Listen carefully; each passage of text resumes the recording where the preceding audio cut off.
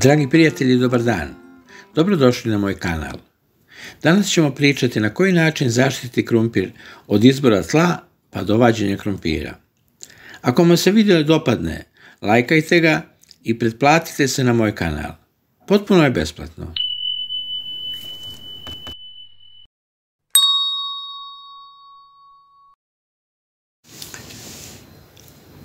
Prije sadnje krumpira trebamo se pozabaviti terenom gdje ćemo ga sasaditi.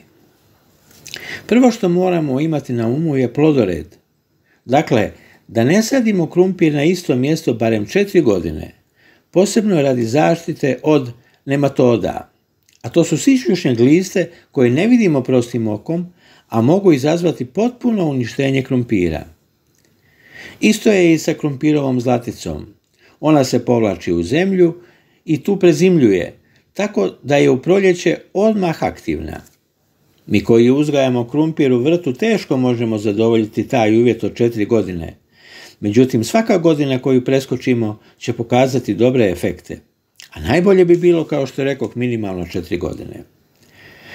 Drugo, prilikom izbora bilo bi izvrsno da ga sadimo na mjesto gdje je bila lucerna ili neka druga titelinska trava.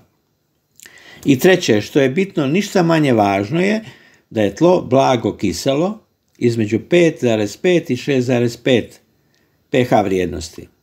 Naposljetku da je tlo rastresito, da je teren provjetljiv, da se ne zadržava dugo rosa. U protivnom stvara se prilika za širenje gljivica i najopasnijeg nametnika plamenjače.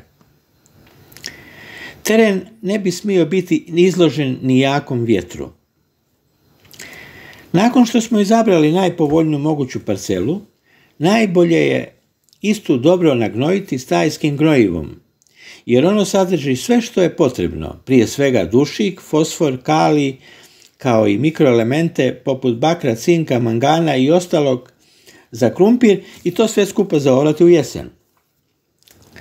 Sve navedeno je preduvjet za zaštitu i dobar razvoj krumpira.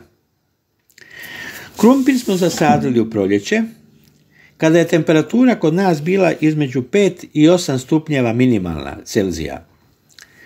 Izabrali smo dobre susjede, u našem slučaju grah i batat, a klonili se loših susjeda poput paradajza i patliđana. Nakon klijanja moramo se baviti kultiviranjem zemljišta da bi uništili korov, a zatim moramo i prigrnuti krumpir. Prigrinuti ga treba dok je visok ne više od 20 cm da ne dođe do oštećenja. Najčešći štetnici za krumpir je krumpirova zlatica, koju u prvoj fazi možemo suzbiti ručnim skupljanjem, i plamenjača, koja se javlja u vrijeme tvorbe gomolja, pa svako smanjenje lisne mase značajno utječe na smanjenje prinosa. Osim toga, tu su i krumpirov moljac, krumpirova šišarka, krumpirova grinja i ostali.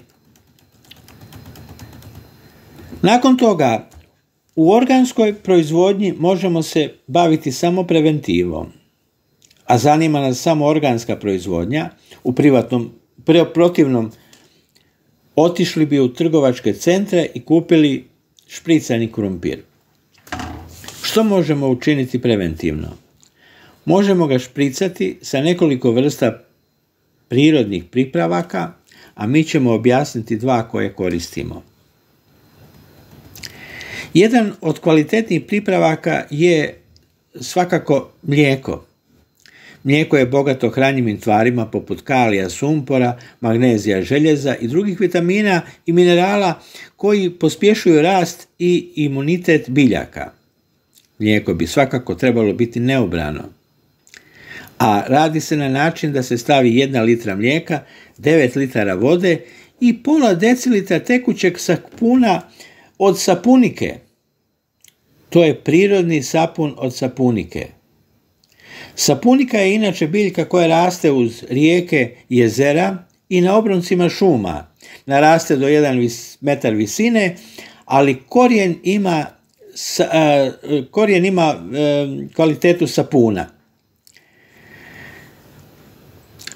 Radi se na sljedeći način. 10 dekagrama korijena od sapunike i pola litre vode. Kuhati dok pola vode ne ispari. Kada ispari, imamo tekućinu sapuna.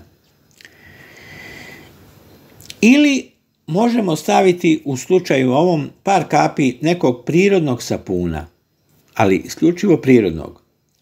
Razriđeno mlijeko koristimo kao zaštitu biljke na način da prilikom tretiranja na površini lista se stvori tanki film koji štiti biljke od prodiranja patogenih mikroorganizama, tako štiti krumpir od gljivica, virusa, prvenstveno plamenjače. Sapunika djeluje na način da smanjuje površinsku napetost vode, pa tako voda ne skliže sa lista, već se razlije po čitavom listu. Ovaj pripravak je izvrstan i protiv krumpirove zlatice. Zapravo, zlatica ne može probaviti mlijeko.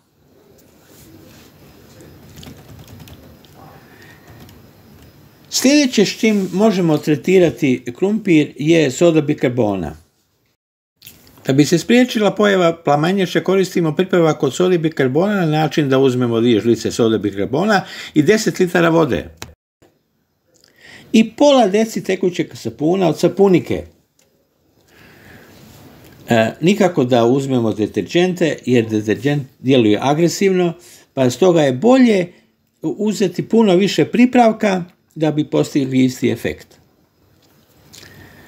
Djeluje tako da povećava pH vrijednost lišća i na taj način onemogućava klijanje gljivičnih spora. Usput smanjuje kiselost tla i krumpir pomprima sladunjav okus. Vrijedi za obadva pripravka. Prskati obavezno donje i gornje dijelove lista. Prskanje vršiti u jutarnjim i večernjim satima, najbolje poslije kiše. Nikako po danu za jakih vrućina, da ne dođe do opržotina na biljkama. Sad da kažemo nešto za berbu. Prvu berbu krumpira koju možemo napraviti. Ona ovisi o podneblju i vrsti krumpira koji smo zasadili. Gomoljem možemo vaditi već od 6. do 8. tjedna od sadnje, ali ne prije cvatnje ako sorta cvjeta, jer imamo i onih sorti koje ne cvjetaju.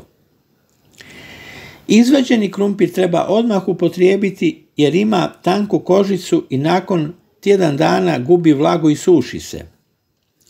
Rane sorte dozrijevaju od 60 do 100 dana, dok kasne sorte sazrijevaju i do 130 dana. Treba napomenuti da krumpir prestaje sa rastom ako se pojavi temperatura preko 30 stupnjeva Celzijusa. Eto toliko, dragi moji prijatelji. Ako vam se video svidio, svakako pretplatite se na moj kanal. Srdačan pozdrav!